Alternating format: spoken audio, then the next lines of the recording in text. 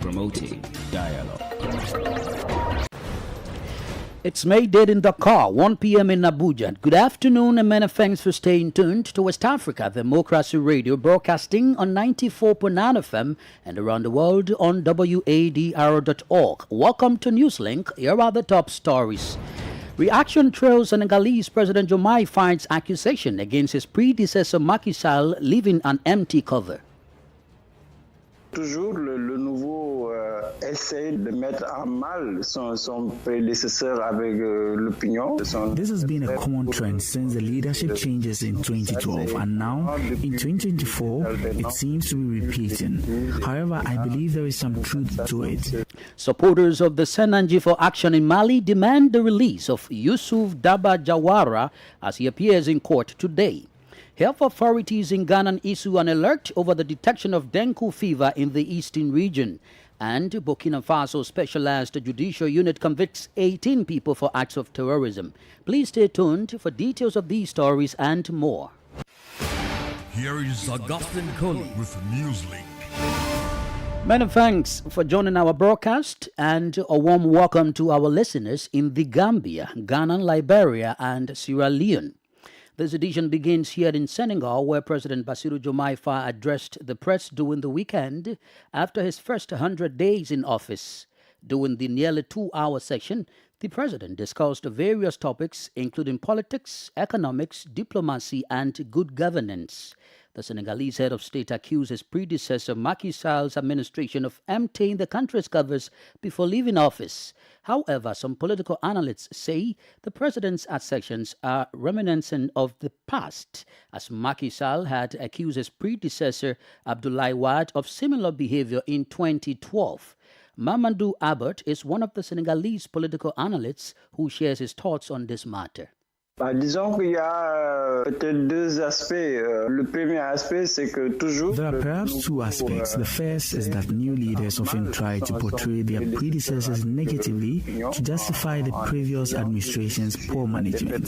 This has been a common trend since the leadership changes in 2012, and now in 2024 it seems to be repeating. However, I believe there is some truth to it.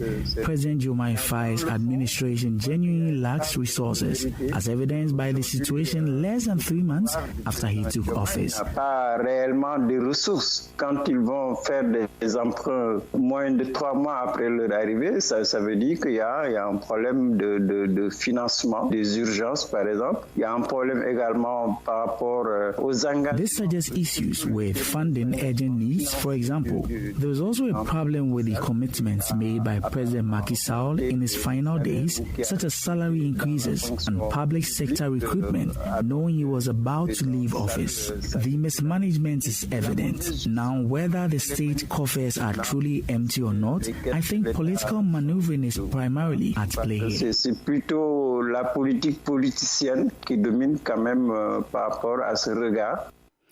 He's Mamadou Abbott, a Senegalese political analyst. Meanwhile, the Alliance for the Republic, APR, which is Macky Sall's party, has termed President Faye's statement as an accusation that does not hide the unpreparedness of the new leadership. According to Abdou Mbow, the deputy spokesman for APR, the current head of state lacks fair play and is hiding on an unfair criticism while his prime minister is yet to present his general policy declaration. The former ruling party spokesman accused the Faye's government of being unprepared to govern the country. He encourages President Diomaye Faye to rather focus on addressing the harsh realities of power his government is facing and avoid shifting blames on the past administration. Still on issues relating to Senegal, this time on border security, as a 4-day joint training program for border officials from the Gambia and Senegal concluded in the Gambia. Spearheaded and implemented by the International Organization for Migration IOM the Gambia, the training falls under the project enhancing border management capacities of the government of the Gambia to promote peace, stability and security, funded by the government of Japan.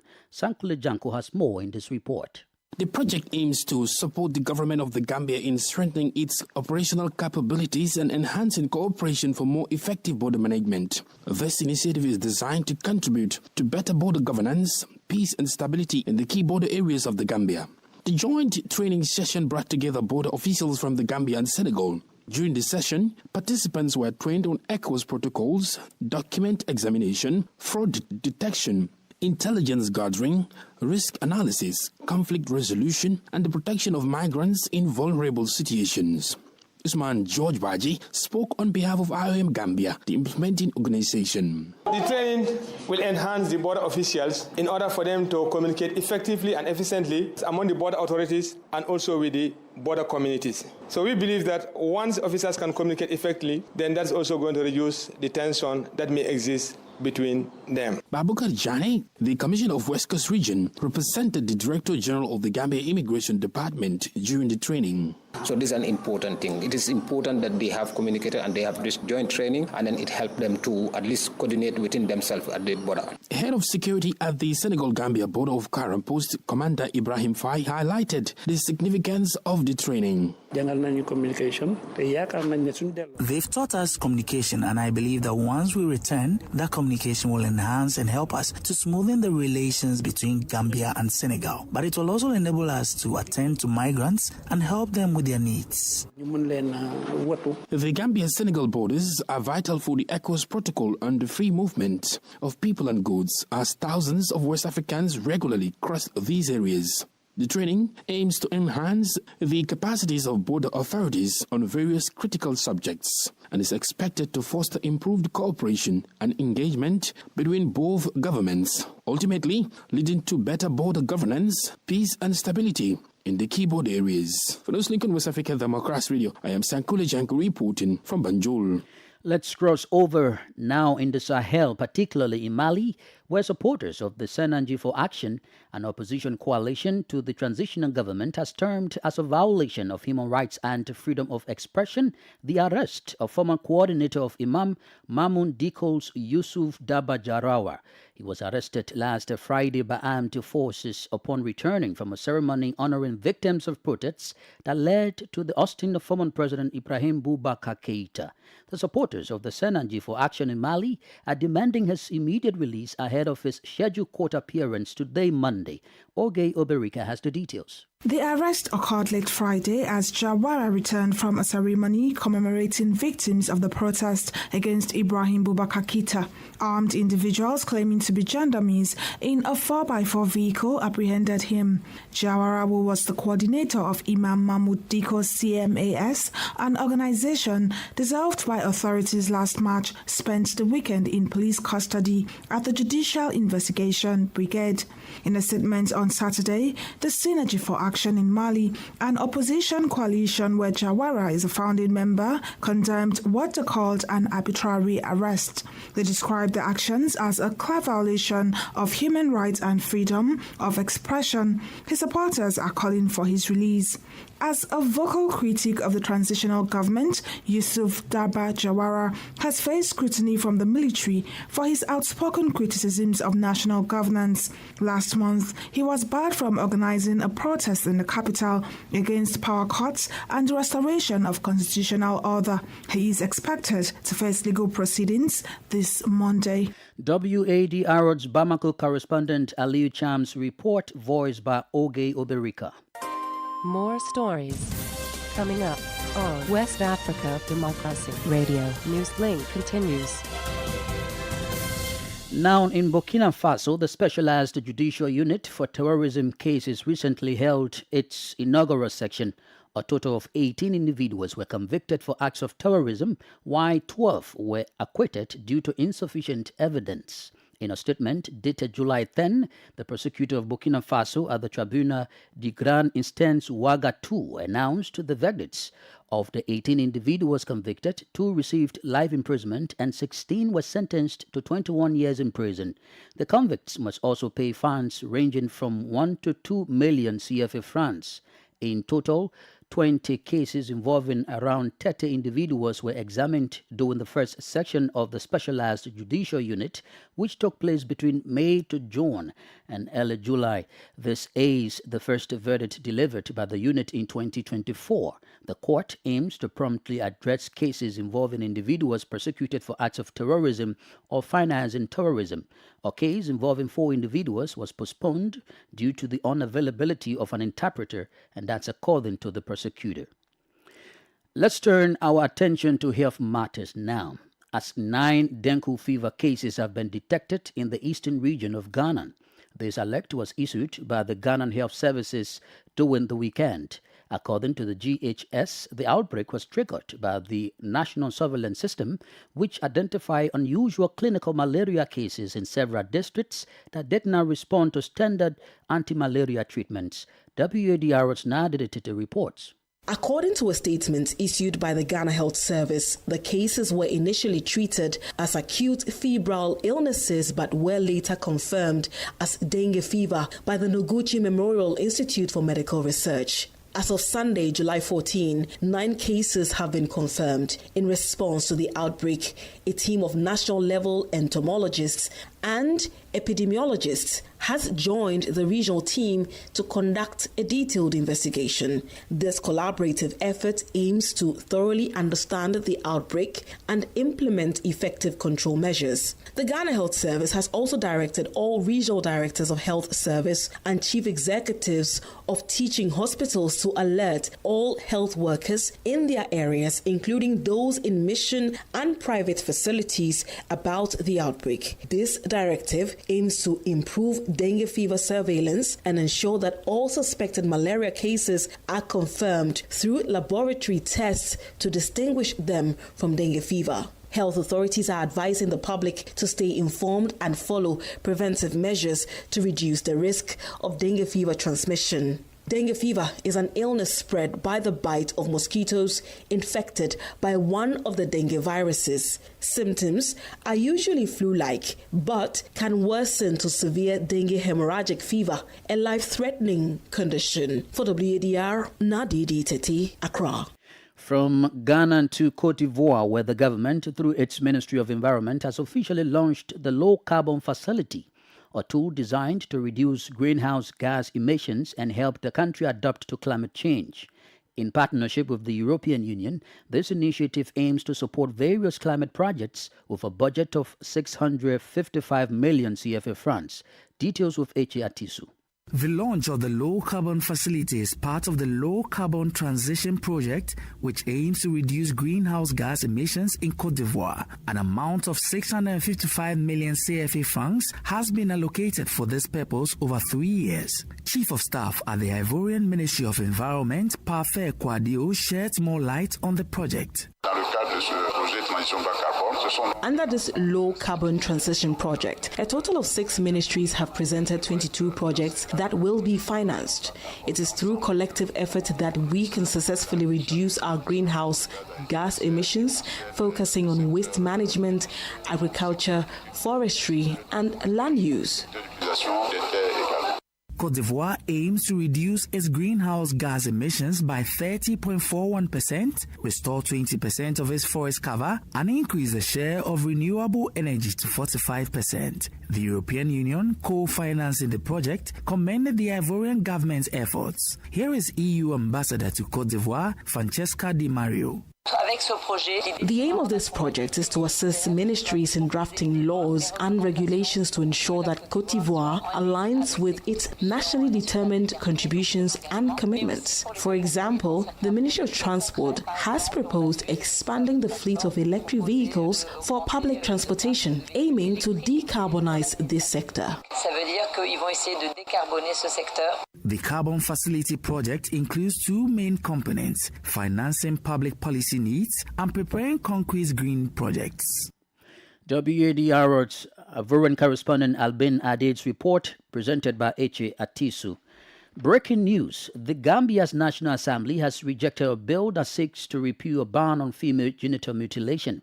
Speaker of Parliament Fabakary Tombo Jatta said lawmakers voted down all the clauses in the proposed law to overturn the ban, which had passed a second reading in March, with only 5 out of 53 lawmakers voting against 8.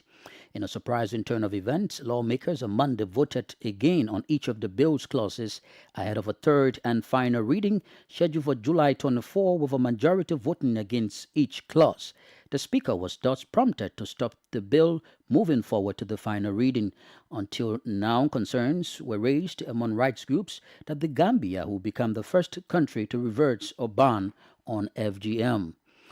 Let's now move to Nigeria, wherein the government says the plan to convert 1 million petrol and diesel-run vehicles to compressed natural gas is progressing steadily.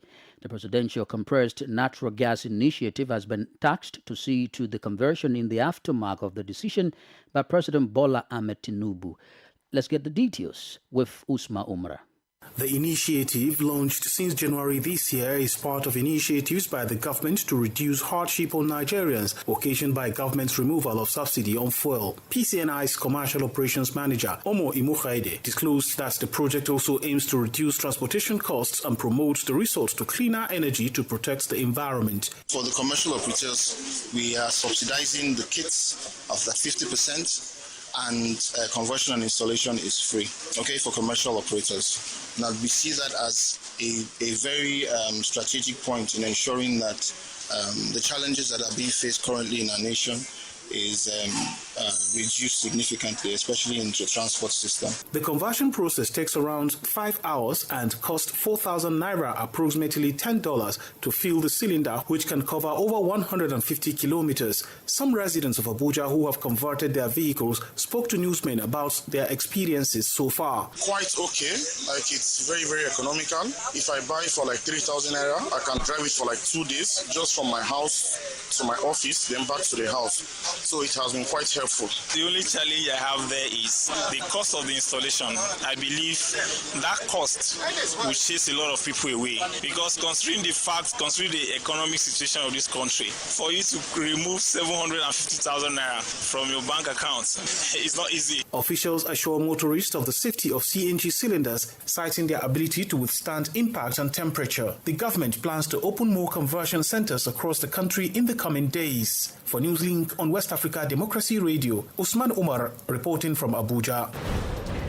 You are listening to Newslink on West Africa Democracy Radio, broadcasting from Dakar, Senegal. Here is a reminder of the top stories. Reaction trails Senegalese President Diomaye Faye's accusation against his predecessor Macky Sall leaving an empty cover. Supporters of the Senanji for Action in Mali demand the release of Youssouf Jawara as he appears in court today. Health authorities in Ghana issue an alert over the detection of dengue fever in the eastern region. Still ahead, 4 people pulled alive from rubble of collapsed building in Nigeria's capital, Abuja. We do have the press review, guest interview, and sports news. Please stay with us. You are listening to West Africa Democracy Radio, broadcasting from Dakar, Senegal. And as a reminder, we are streaming live on YouTube at WADR and on Facebook, WADR English Service. Let's remain in Nigeria, where rescue teams in Abuja have saved 4 people from the debris of a 2-story building that collapsed on Saturday. The building, located in the Kubwa area, had 45 apartments and was previously used as a hotel before being converted for residential use. Emergency services were alerted to the incident at 6:45 a.m. and teams from various agencies, including the Federal Capital Territory Emergency Management Department, National Emergency Management Agency, and the Nigerian police were on the scene. After about 8 hours of rescue operation, the building was marked safe for demolition. Here are some eyewitnesses and the acting director of the Federal Capital Territory Emergency Management Department speaking. My neighbor came to knock on the door that the building is shaking. So he said we should come outside. So when I came downstairs, I really saw the building shaking. So I went upstairs to wake my husband and my kids to come down. So immediately we just rushed down.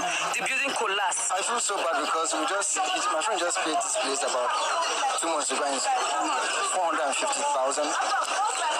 So it's actually annoying, it's pathetic. Rescue operation is still ongoing. So far, we have been able to rescue 4 people alive.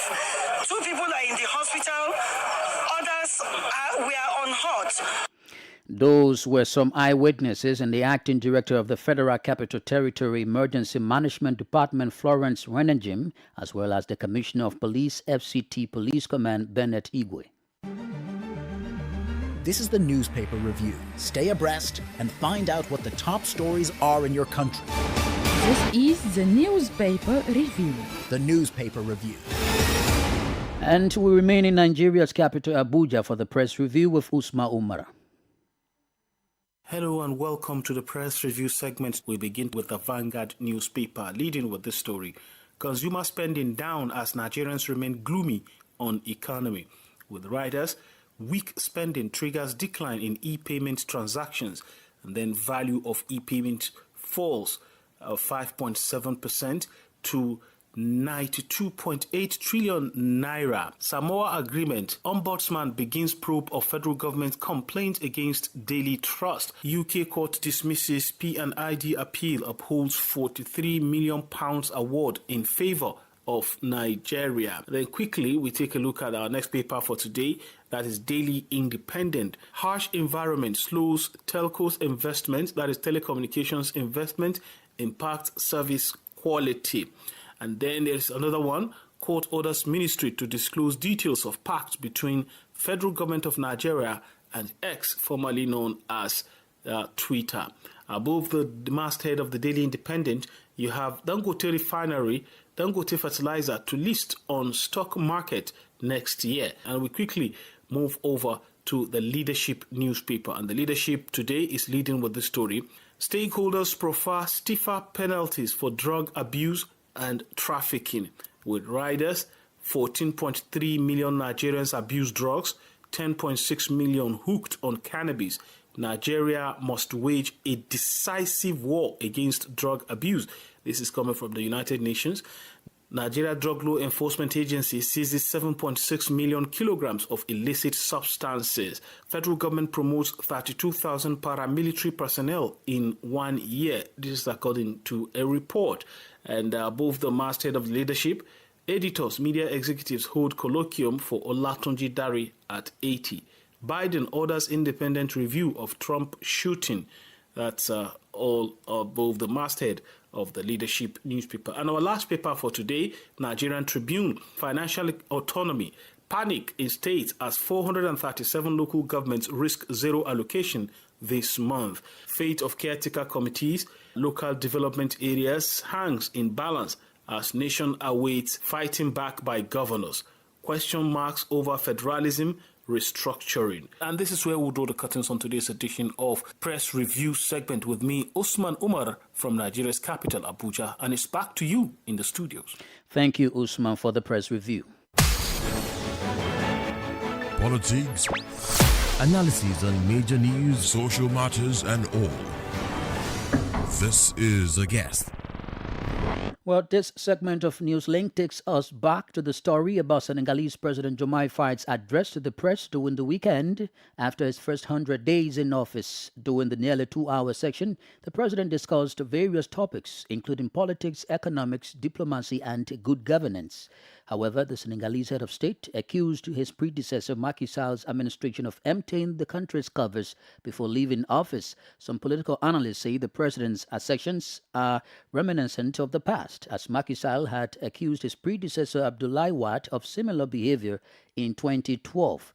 Alhaji Sambo is the country director for budget. He speaks about President Diomaye Faye's accusation. I think this is a very serious accusation. I would like the president to move forward for that. And I remember when Mr. Sonko was running for president, there was one of the promise that was to remove all these funds when they come to power.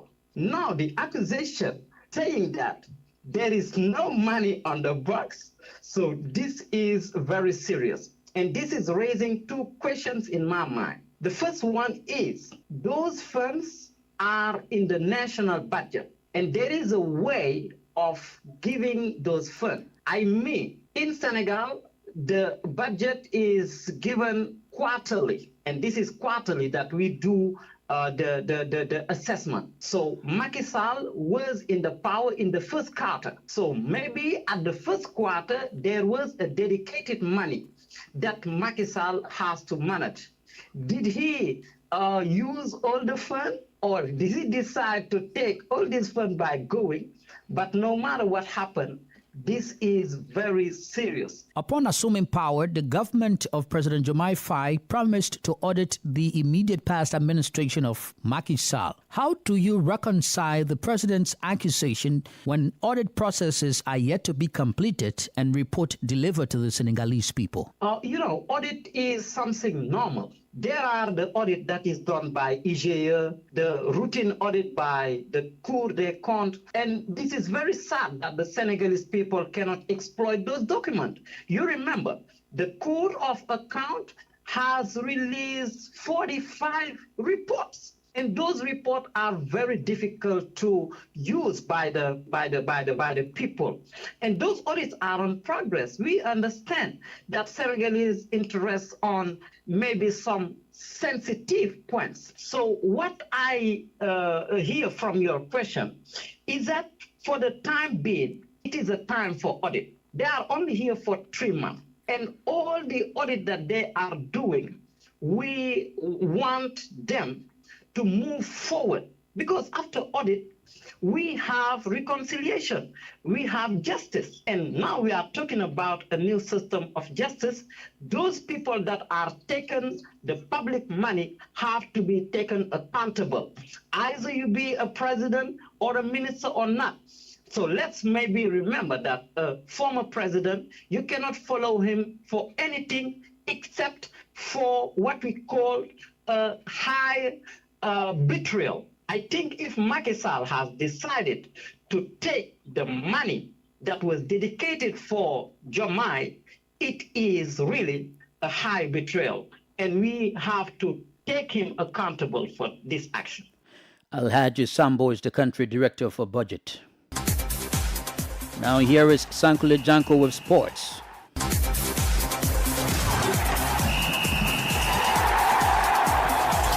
Hello there, warm welcome and thank you for joining us. Spain have been crowned champions of Europe after beating England 2-1 in the Euro 2024 Championship on Sunday. Goals from Ghanaian descent Nico Williams and Mikel Oyarzabal were enough to help the Spaniards reclaim their title after 10 years. Spain had a perfect start to the second half after a goalless draw in the first 45 minutes as Nico Williams put them ahead just 1 minute after restart.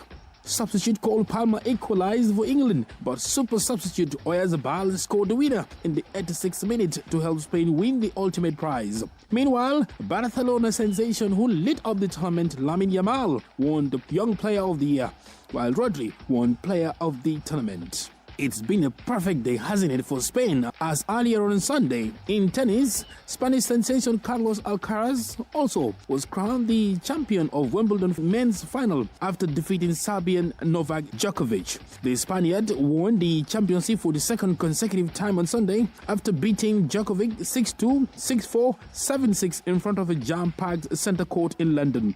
The victory on Alcaraz his fourth Grand Slam title in all. And Barbara Krejcikova won the women's single after beating Italy's Jasmine Paolini 6-2, 2-6, 6-4. And that's it for sports. It's back to you. We've come to the end of this edition of Newslink on West Africa Democracy Radio, broadcasting from Dakar, Senegal. Thank you for listening, and many thanks to Krista Mukidi and Maudo Ju for the technical assistance. To interact with us via our social media platforms, X formerly Twitter, Instagram at WADR News, and on Facebook, WADR English Service. I am Augustine Cully. Good afternoon. And many thanks to you for listening to Newslink via Hot 104.3